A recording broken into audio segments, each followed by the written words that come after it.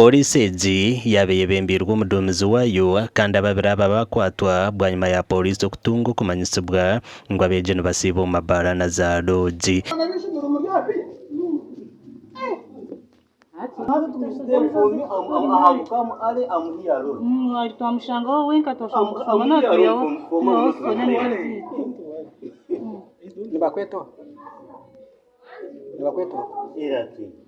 Abeegi aba bashanjirwe n'omushaija omanyirwe nka Ella Atwine kandi ogu kuyabuuzibwa eki yaaba nakora n'abeegi aba yatandika kutamwatamwa.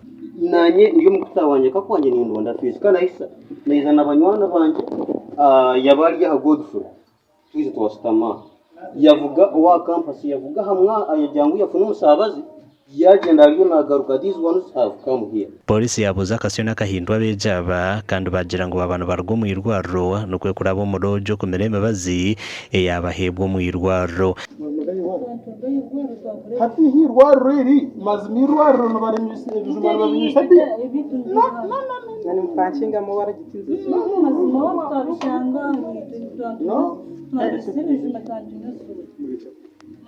I know where each of you was seated and I know the position of it. Wakashoma ishakeze mukamba mwe musho